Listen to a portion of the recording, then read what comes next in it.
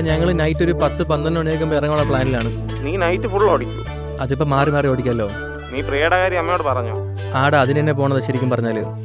Okay. ഇനിയിപ്പോൾ വഹിച്ചിട്ട് കാര്യമില്ല. അമ്മയുടെ അടുത്ത് എങ്ങനെയെങ്കിലും നൈസായിട്ടത് പ്രസൻറ്റ് ചെയ്തേ പറ്റത്തുള്ളൂ. നീ എന്തായാലും വന്നിട്ട് പറയ് ഡീറ്റെയിൽ അമ്മ എന്ത് പറഞ്ഞു. ഹലോ അത് മതി. Hello hello. ഓക്കെ, അപ്പോൾ എന്തായാലും നിന്റെ പരിപാടി നടക്കട്ടെ. നീ എന്നെത്തും? ഞാൻ കൂടിപ്പോയ ഒരു 4 ദിവസം അതിനുള്ളിൽ മടങ്ങും. ഓക്കെ.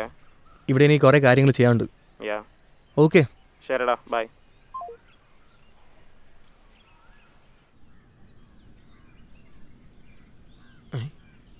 എന്താ ഇത്? എന്താ മോളെ, ഇതൊന്നും ഇട്ട് നീ അവിടെ പോയി നിൽക്കരുത്. ഇപ്പോഴും നേരം വെളുക്കാത്ത ആൾക്കാരുള്ള നാട്ടിലേക്കാണ് നിന്നെ കൊണ്ടുപോകാൻ പോണത്. അതും പോരാത്തതിന് എൻ്റെ അമ്മ എന്നെ കൊണ്ടൊരു നാട്ടുമ്പുറത്തുകാരെ കൊണ്ട് കെട്ടിക്കോളൂ എന്ന് പറഞ്ഞിരിക്കുകയാണ്. അവിടേക്ക് ഈ വേഷത്തിൽ നിന്നെ കണ്ടു കഴിഞ്ഞാൽ വിളക്കല്ല, എൻ്റെ അമ്മ ചൂലെടുക്കും. അത്രയ്ക്ക് പഴഞ്ചനാണോ ഹരിയടമ്മ? കുറച്ച്. Okay, set.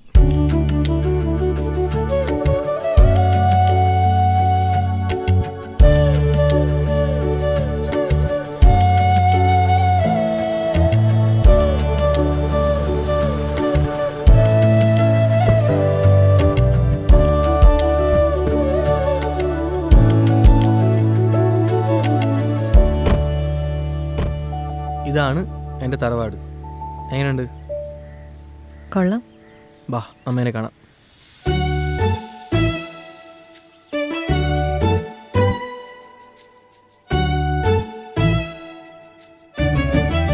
ലക്ഷ്മിക്കുട്ടി, നീ എന്താ ഇവിടെ? ഞാനെന്താ ഇവിടെ എന്നാ? എന്ത് ചോദ്യം എൻ്റെ ലക്ഷ്മിക്കുട്ടി ചോദിക്കുന്നേ? നിനക്കൊന്ന് പറയായിരുന്നില്ലേ വരുന്ന കാര്യം? ഞാൻ പറഞ്ഞിട്ട് വന്നിരുന്നെങ്കിൽ ഞെട്ടി നിൽക്കുന്ന ലക്ഷ്മിക്കുട്ടി അമ്മേനെ കാണാൻ പറ്റുമായിരുന്നോ? ഞാൻ പുറത്തെത്തിയപ്പോൾ തന്നെ നല്ല മാമ്പഴ പുളിശ്ശേരിയുടെ മണം കിട്ടി.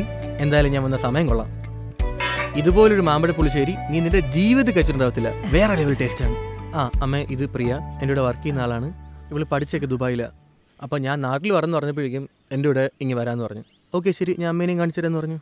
നിനക്കൊന്ന് പറയായിരുന്നില്ലേ? ഇപ്പൊ ഈ കുട്ടി വന്നിട്ട് കഴിക്കാനൊന്നുമില്ലല്ലോ. ആന്റിയുടെ കുക്കിങ്ങിനെ പറ്റി ഹരി നല്ല ബിൽഡപ്പായിട്ടാ തന്നേക്കണേ, പ്രത്യേകിച്ച് മാമ്പഴ പുളിശ്ശേരി. ഇവൻ ചുമ്മാ പറയുന്ന നമ്മളെ. അല്ല, ഇതെന്താ പ്രത്യേകിച്ച് പായസം ഉണ്ടാക്കി വെച്ചേക്കുന്നത്? എനിക്ക് തോന്നി ഉണ്ടാക്കി. ഓ, ഞാൻ വരുന്നു വിചാരിച്ചു. നിങ്ങളൊന്നും കഴിച്ചിട്ടുണ്ടാവില്ലല്ലോ. എവിടുന്ന് കഴിക്കാൻ നല്ല വിശപ്പുണ്ട്. പോയി കൈ കഴുകിട്ട് വാ. ഓക്കെ, ബാ, കൈ കഴുകിട്ട് വരാം.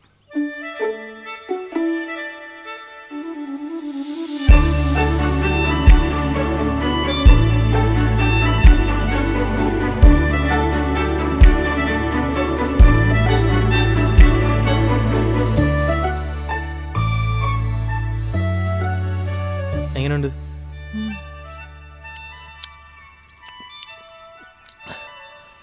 ഞാൻ നിനക്ക് സ്ഥലം കാണിച്ചു തരാം. ബാ. പണ്ട് ഞാൻ ആരും കാണാതെ സിഗരറ്റ് വലിക്കുന്ന സ്ഥലമാണ് ഇവിടെ. പിന്നെ ഇടയ്ക്ക് ഒരു ബിയർ കൊണ്ടുവരും, എന്നിട്ട് ആരും കാണാതെ രാത്രി എന്നടിക്കും. എങ്ങനെയാ ഹരി ഇതുപോലൊരു സ്ഥലം മിസ് ചെയ്ത് ബാംഗ്ലൂർ വന്ന് നിൽക്കാൻ പറ്റണേ? എടാ, എൻ്റെ 20 വയസ്സ് വരെ ഞാൻ ജനിച്ചതും വളർന്നൊക്കെ ഇവിടെയാണ്. അപ്പോൾ എനിക്കിതൊരു ഭയങ്കര നോർമൽ ഫീലാണ്. നിനക്ക് തോന്നിയ ഒരു എക്സൈറ്റ്മെൻറ്റ് എനിക്ക് കിട്ടത്തില്ല. അപ്പം അമ്മയെ മിസ് ചെയ്യാറില്ലേ? ഞാൻ അമ്മേനെ പണ്ട് മുതലേ വിളിക്കുന്നതാണ് ബാംഗ്ലൂരിലേക്ക് താമസം മാറാനായിട്ട്. പക്ഷെ അമ്മ പറയും അച്ഛൻ മരിച്ച് ഇവിടെ ആയതുകൊണ്ട് ഞാൻ വരത്തില്ലെന്നൊക്കെ. ഹരിയുടെ എത്രാമത്തെ വയസ്സിൽ അച്ഛൻ മരിക്കുന്നത്? എനിക്കിന്ന് 5 വയസ്സെന്തോ ആണ്. അച്ഛനുമായിട്ട് അങ്ങനെ ഓർക്കാൻ പാകത്തിലുള്ള മെമ്മറീസ് ഒന്നും എനിക്കില്ല. എനിക്കും അമ്മയ്ക്കും അച്ഛനങ്ങനെ കിട്ടിയിട്ടില്ല എന്ന് പറയുന്നതായിരിക്കും കുറച്ചുകൂടെ നല്ലത്. ഫുൾ ടൈം ഓരോ രാഷ്ട്രീയമായിരുന്നു. ഒരുപക്ഷെ ആ പ്രസ്ഥാനം തന്നെ ആയിരിക്കാം അച്ഛനെ കൊലക്കി കൊടുത്തതും. അച്ഛൻ മരിക്കുമ്പോൾ അമ്മയ്ക്ക് 26 വയസ്സെന്തോ ആണ്. 26 വയസ്സോ? ലൈഫ് തുടങ്ങുന്ന പ്രായം. അമ്മ പിന്നെ വേറെ കല്യാണം നോക്കാത്ത എന്താ? ആൻറ്റീനെ സമ്മതിക്കണമല്ലേ? സ്ട്രോങ് ആയി നിന്നെ വളർത്തിയെടുത്തില്ലേ? അമ്മേനൊരു സെക്കൻഡ് മാരേജ് കഴിപ്പിക്കുന്നതിനെ പറ്റി നീ ഒരിക്കലും ചിന്തിച്ചിട്ടില്ലേ? എന്തോന്ന് നീ എന്തൊക്കെയാ പറയുന്നത്? ആരോ വന്നു. വാ.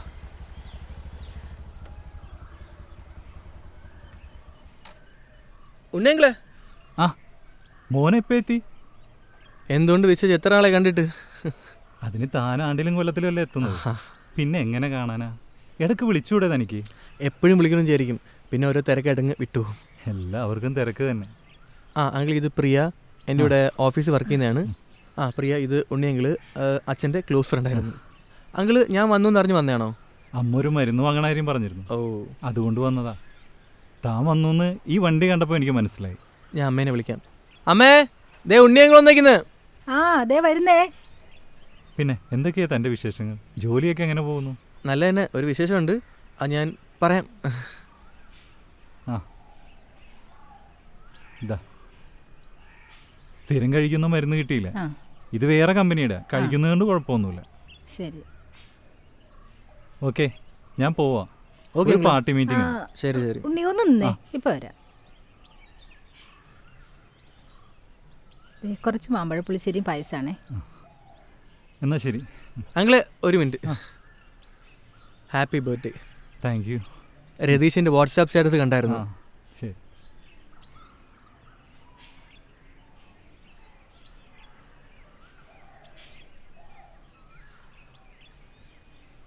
ഒരു രാത്രി കൊണ്ട് അനാഥമായി പോയ ജീവിതമാണ്. 2010 ഉരുൾപൊട്ടലിൽ ഭാര്യയും പോയി, മക്കളും പോയി. മൗനങ്ങളും വാചാലം കുഞ്ഞോർമയിൽ നെഞ്ചോരം കൺപീലി പോൽ മന്ദാരം പ്രിയമാണിവളെന്നോരം ആകാശവും പെയ്തൊഴിയേ ആ നല്ല നാൾ വന്നണയേ നീ എന്നൊരാൾ ചേരുകയായി അനുരാഗനിലാവലയായി ഉൾത്താളിലായി നീ കോറിയ വാക്കുകൾ ഉന്മാദമായി ഞാൻ കോർത്തതിനീണമായി മുന്നാഴിയിൽ നീ മൂടിയ നാണവും മൂവന്തിയിൽ നാം തേടിയ മൺകുടിലും ഇന്നുമിതിലെ വന്നു നിറമായി മഞ്ഞു കണമായി തമ്മിലലിയാൻ ജന്മമിതുപോൽ കണ്ണിനിമയായി നീ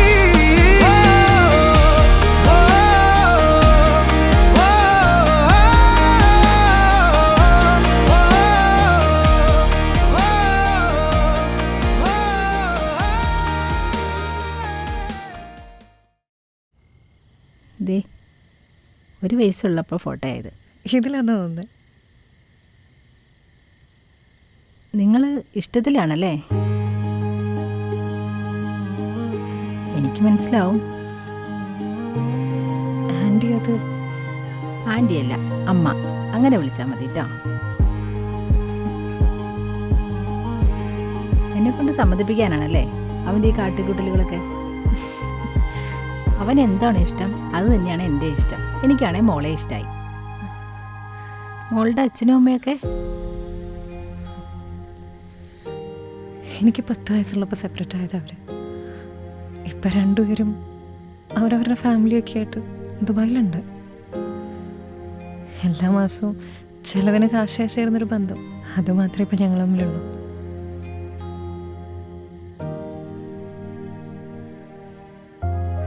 എനിക്കിവിടെ വന്നപ്പോൾ നഷ്ടപ്പെട്ട എന്തൊക്കെയോ തിരിച്ചിട്ടൊരു ഫീലായിരുന്നു.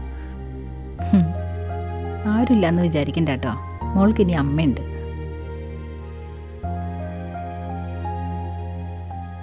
നിങ്ങളവിടെ ഒരുമിച്ചാണോ താമസം? അത് ആണെന്നമ്മയ്ക്കറിയാം. അവൻ്റെ വിചാരം ഞാനൊരു പഴഞ്ചനാണെന്നാ. ഞാൻ അവനേക്കാൾ അപ്ഡേറ്റാ മോളെ. അവൻ ഇപ്പോഴും ചില കാര്യങ്ങളിൽ പഴഞ്ചൻ തന്നെയാണ്. ഒരു കണക്കിന് നന്നായി, തമ്മിൽ മനസ്സിലാക്കാമല്ലോ. അവന് ചില കാര്യങ്ങളിൽ ഇച്ചിരി പിടിവാശി ഉണ്ടെന്നേ ഉള്ളൂ. ആളൊരു പൊട്ടനാ. എന്താ രണ്ടുപേരും കൂടെ പരിപാടി? മോൾക്ക് ഞാൻ നിന്റെ പഴയ ആൽബമൊക്കെ ഒന്ന് കാണിച്ചു കൊടുക്കുമായിരുന്നു. നാട്ടിച്ചല്ലേ? എന്നാൽ നിങ്ങൾ സംസാരിക്കേ.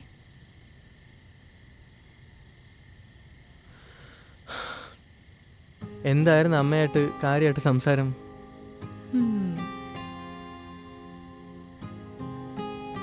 എന്നോട് അസൂയ തോന്നുന്നു ഹരി, ഇതുപോലൊരു അമ്മയെ കിട്ടിയതിൽ. എങ്കിൽ നീ എടുത്തോ. എപ്പോഴും എടുത്തു.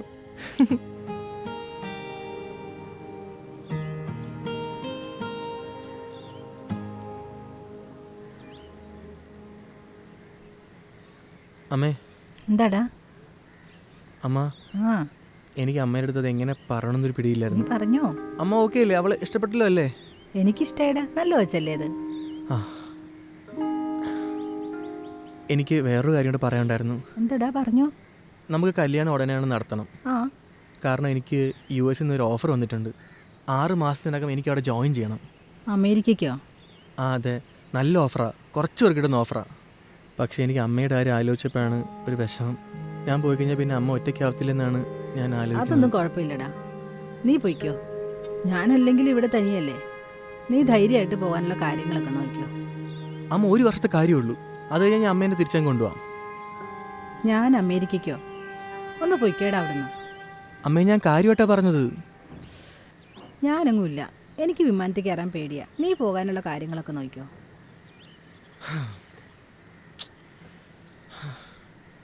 എടാ, എനിക്ക് നിന്നോടൊരു കാര്യം പറയാനുണ്ട്. എന്താ?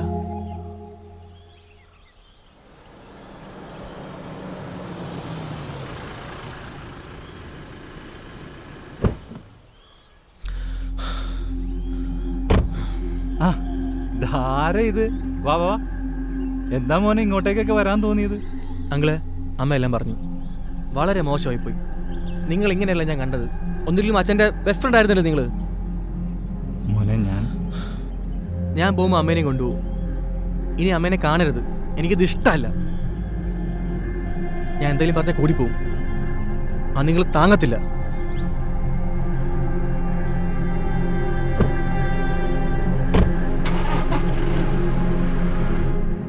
പ്രിയ, പെട്ടെന്ന് ഇറങ്ങ്, നമുക്ക് പോവാം.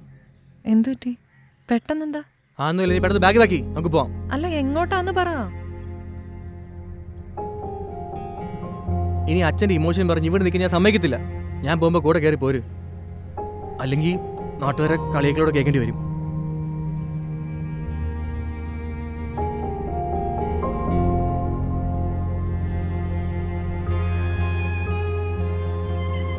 ഹരി, എന്താണ്ടായേ? നീ എന്തിനാ അമ്മയോട് ദേഷ്യപ്പെട്ടിറങ്ങിയെന്ന്? എടാ, കാര്യം എന്താന്ന് പറയാൻ. എനിക്കത് പറയാൻ നേരം നാണക്കേട് തോന്നുന്നു. നിനക്ക് എന്നോട് പറഞ്ഞൂടെ? ഹരി, കാര്യം എന്താന്ന് പറയടാ.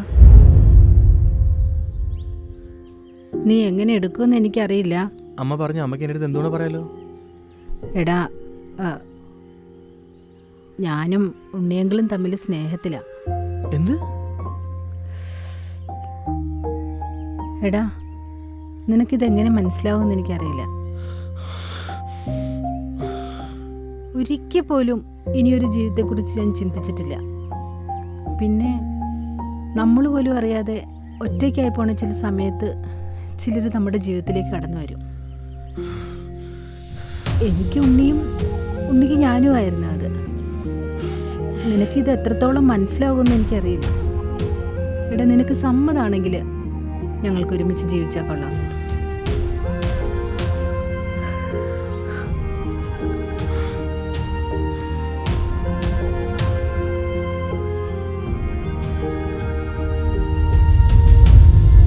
ഇതിന് നീ എന്തിനാ ഇത്ര ദേഷ്യപ്പെടുന്ന ഹരി? പ്രിയ, നീ ഒന്നും അറിയാത്ത പോലെ സംസാരിക്കല്ലേ. നീ ഒന്ന് ആലോചിച്ച് നോക്ക്. ഇത് നാട്ടുകാർ അറിഞ്ഞാൽ അവരെന്തു പറയും? പുറത്തേക്ക് നടക്കാൻ പറ്റത്തില്ല. നാട്ടുകാരെന്ത് പറയുന്നല്ലാണ് നിന്റെ പ്രശ്നം. എടാ, സത്യം പറഞ്ഞ ഇതറിഞ്ഞപ്പോൾ എനിക്കെന്ത് സന്തോഷമായി എന്നറിയോ? ആരുടെ അമ്മയ്ക്ക് പ്രാന്ത് പിടിച്ചാൽ കാണാൻ നല്ല ചൈലായിരിക്കും. ഹരി ഇപ്പൊ അമ്മയല്ല, നീയാ പഴഞ്ചൻ. എടാ, നീ എന്തിനാടാ മറ്റുള്ളവരെ നോക്കുന്നേ? മറ്റുള്ളവരുടെ ഇഷ്ടത്തിനനുസരിച്ച് ജീവിക്കാനിരുന്നു കഴിഞ്ഞാൽ അതിനേ സമയം ഉണ്ടാവുള്ളൂ. നീ എന്നൊന്ന് ആലോചിച്ച് നോക്ക്. അച്ഛൻ മരിച്ചതിന് ശേഷം ഇത്രയും കാലം അമ്മ നിനക്ക് വേണ്ടിയല്ലേ ജീവിച്ചേ? ഇപ്പം നിന്റെ ലൈഫ് ഓൾമോസ്റ്റ് സെറ്റായി കഴിഞ്ഞപ്പോൾ അമ്മയ്ക്ക് ആഗ്രഹമുള്ള ലൈഫിനെ പറ്റി അമ്മ നിന്നോട് പറഞ്ഞു. അമ്മ അമ്മയ്ക്ക് വേണ്ടി ജീവിക്കട്ടെടാ. ഇനി നീ അതിനെ സപ്പോർട്ട് ചെയ്യല്ലേ വേണ്ടേ? ഇപ്പോഴാവുമ്പോൾ നിനക്ക് ഇടയ്ക്കെങ്കിലും വന്ന് അമ്മേനെ കാണാൻ പറ്റുന്നുണ്ട്. നമ്മൾ US പോയി കഴിഞ്ഞാൽ അമ്മയുടെ അവസ്ഥ എന്തായിരിക്കും നീ ചിന്തിച്ചിട്ടുണ്ടോ? എനിക്ക് പെട്ടെന്നത് ഉൾക്കൊള്ളാൻ പറ്റുന്നില്ലടാ. അത് ജീവിതത്തിൽ ഒറ്റപ്പെട്ടു പോകുന്നൊരവസ്ഥയുണ്ടല്ലോ, അത് മറ്റാരെക്കാളും നന്നായിട്ട് എനിക്ക് മനസ്സിലാവും. നിന്റെ ചുറ്റും ഒരുപാട് പേരുണ്ട് ഹരി, അതുകൊണ്ട് നിനക്ക് ആ അവസ്ഥ മനസ്സിലാവില്ല. ഒരു പരിധി വരെ ഞാനത് ഓവർകം ചെയ്തത് നീ എൻ്റെ ലൈഫിൽ വന്നേ പിന്നെ. നിനക്ക് നിൻ്റെ അമ്മയെ മനസ്സിലാവൂല. എനിക്ക് ഉറപ്പാ, നീ ഒന്ന് ഇരുത്തി ചിന്തിക്കുക.